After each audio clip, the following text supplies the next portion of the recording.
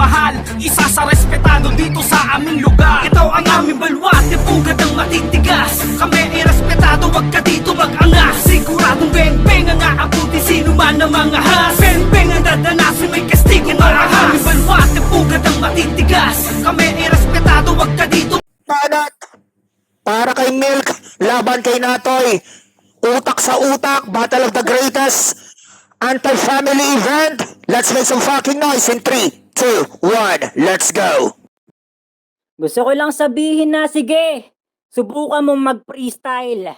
Matutulad ka lang din sa tropa mong si Sapphire. Game! Bago natin simulan, si Natoy nga pala. Ang siyang napiling ipalit sa kalaban kong dapat na si Noah. Doon pa lang nakakaputa na talaga. Kung yung BOTC champion yung nabida, nagawa kong atrasan sa gantong liga, ano pang gagawin nang ipinalit niyong kabaligtaran lang nung Noah? Isa ka lang sa mga hayop nga, leche ka.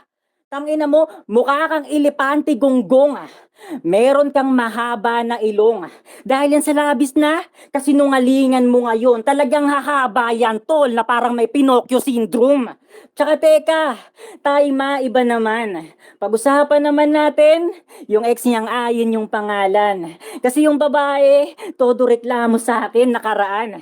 Lahat daw ng ginagawa mo ay puro pasakit lang. Dinaegyo pa daw yung tipong daily ampalaya na ulam kasi mapapait na araw yung babae, yun yung kanyang naranasan. Ang gara. At saka sa mga di nakakaalam, matagal ko nang basa tong nakatapat. Kaya para sa inyong kaalaman, kaya kong magbasa kahit hindi nakasulat. Kaya tong nakatapat sa sulatan, binasa kahit hindi aklat, ginamitan lang ng palm reading tong walang future sa hinaharap. At saka, bakit ba Natoy pangalan nito?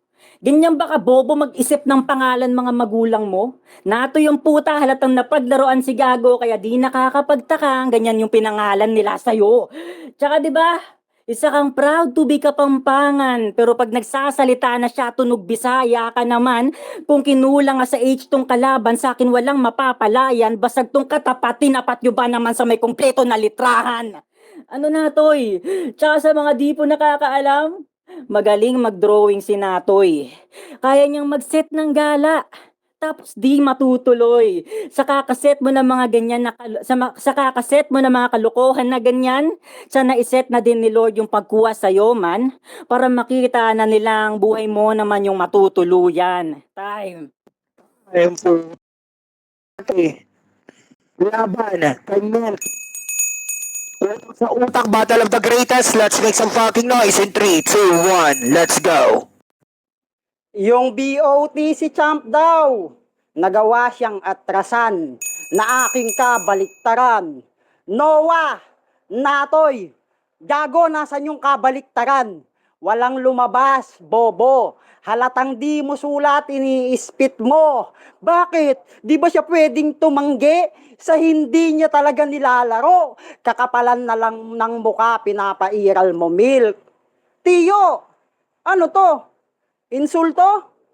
Milk lang kalaban ko? Seryoso?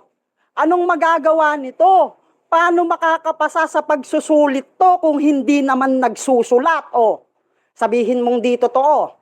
Ano, dismayado ba mga tagasulat mo?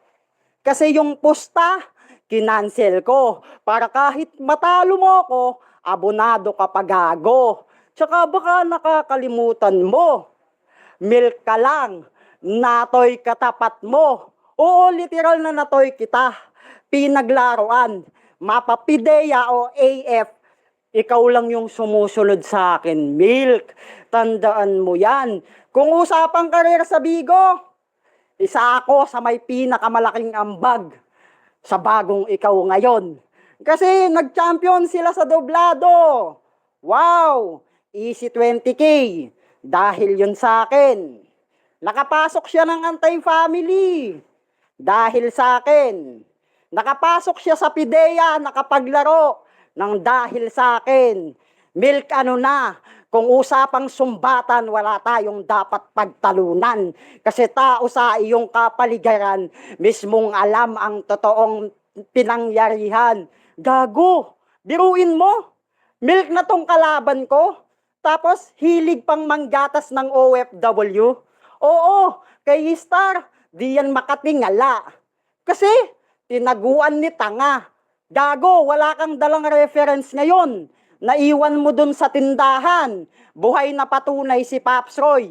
Kaya ngayon, alam nyo na, last na, sinadya kong lumagpas sa oras. Gayon, alam nyo na, yung milk di nabebenta, expired na, time. Ayun. Okay. Salamat, Angge. Thank you very much, Angge. Pangalawang banat para kay Milk laban kay Papi Natoy. Tangina mo, napapansin ko, puro on the spot ang mga laro niya. Let's make some fucking noise in 3, 2, 1, let's go. Nang pagkatapos ng banat mo, si Pops Roy ay nadismaya. Ipaparinig mo sa sulatan, puro sulat na pangtanga. Gagong dami pang sinasabi, easy 20k champion kami, totoo. Isa ka lang din naman sa mga nakinabang noon kasi binigyan ko lang din tong kalaban ko. Diba? Sasabihin mo pa yung star aking ginatasan. Oo, bobo, isa ka lang din naman sa mga nakinabang. Game! Sinatoy ay sabik, sa bato kanyang kinakaadikan. Try naman natin sa balik, taran, bato naman sa yung katauhan. Siya'y bato na di nakaka-addict, na parang pang Jack and Poy lang, kaya lamon to automatic, sa papel na di na sinulatan. Mabagal kang mag-isip, kaya mabilis kang mautakan.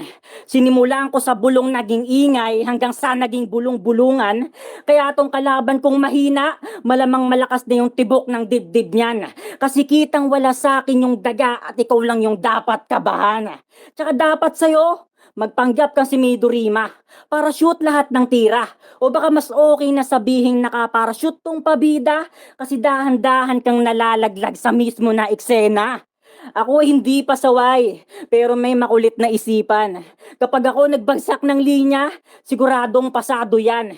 Kaya mapapabilang to si Natoy sa hindi mapapabilang o hindi ka makakasama kasi matagal ka nang napag-iwanan.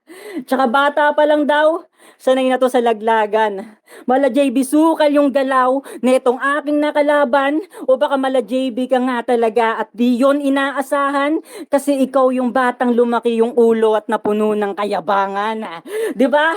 Mahina ka na. Yung dati mong laro di mo na maibalik. Para kang kalalili na di na kayang magbanda kasi di mo na nga kayang magbalik. Kasi wala naman tayong batayan. Kung si Natoy ay marunong.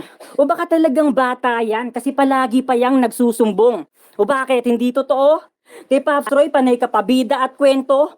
Mga kalat ng issue niya, binubulong niyang pasikreto. Kwento ka ng kwento, wala namang pakialam yung tao. Time.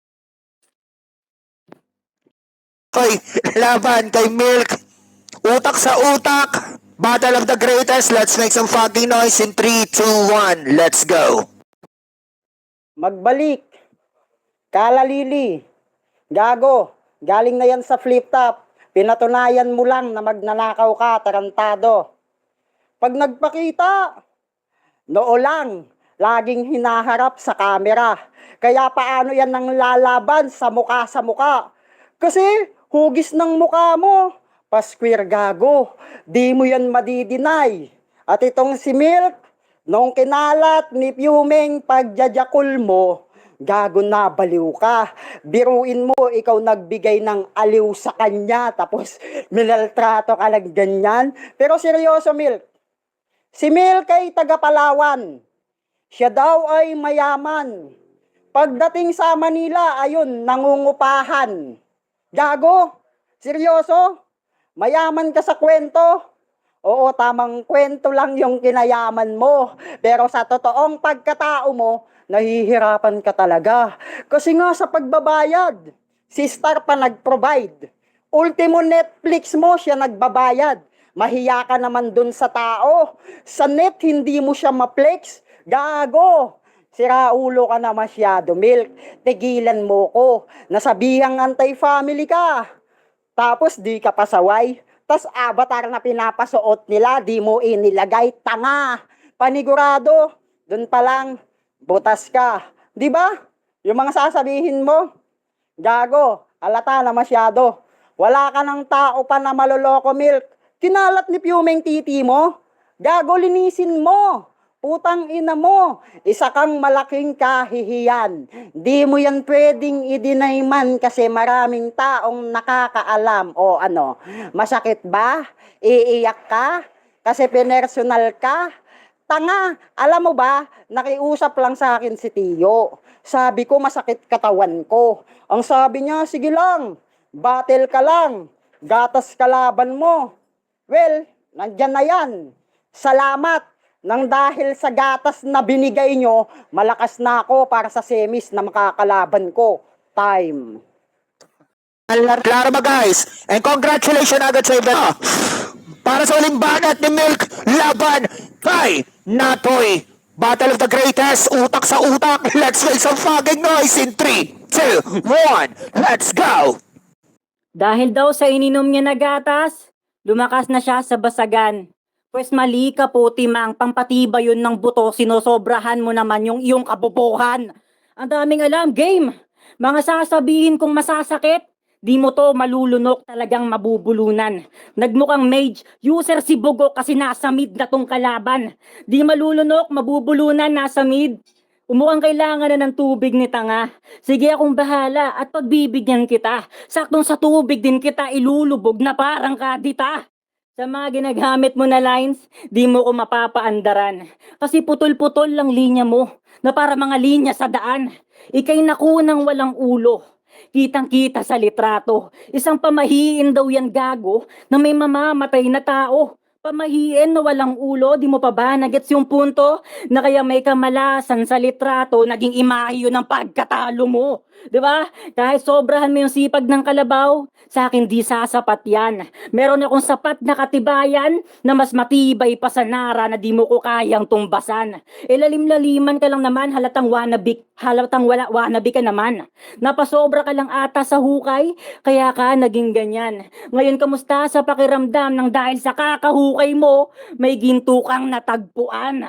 Tsaka yung natoy nyo, matik, sa ginto napakagat na yan. Laro na sa Olympic, parang Carlos Yulo lang. Naging proud mga sarili mong kabayan, pero sa kabila ng mga kaganapan, pati sarili mong magulang sinisigaw na hindi ikaw yung number 1. Ano sa pakiramdam na to eh?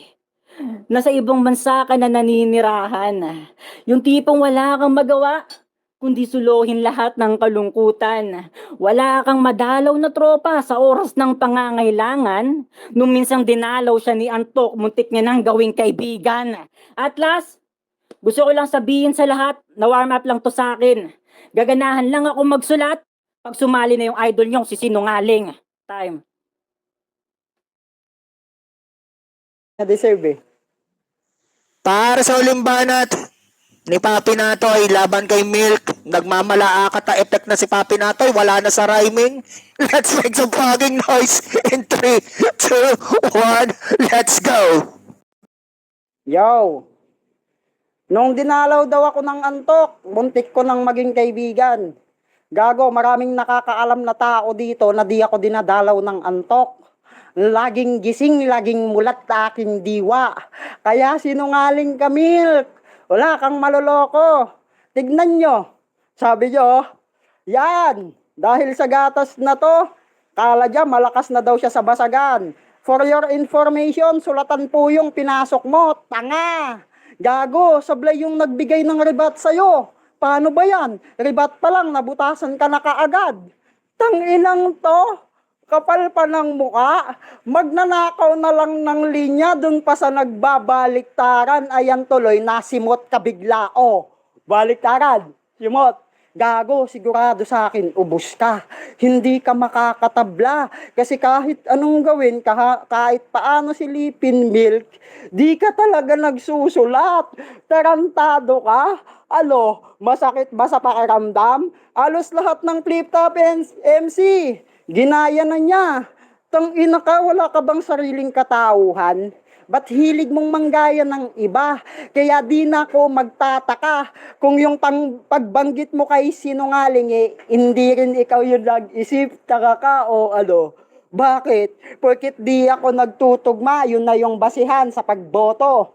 Gago, ano pala yung silbi ng wordplay? Ano pala yung silbi ng reference?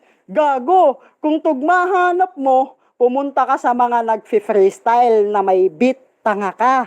Utang inang to, ano akala mo? Totodo ako sa'yo? O lol, bukilag ina ka. Tsaka hindi ako talaga mangunguna milk. Pangalawa lang ako.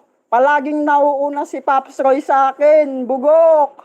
Wala kang matatanggi. Oo, proud talaga ako, Kapampangan. Kaya kung usapang bara, alam na, gago kung bar sinahanap mo, pumunta ka ng Angeles, Pampanga. Madami kang makikita. Makikita mo yung ilaw-ilaw doon at doon mo matatagpuan yung tunay mong mama, tanga.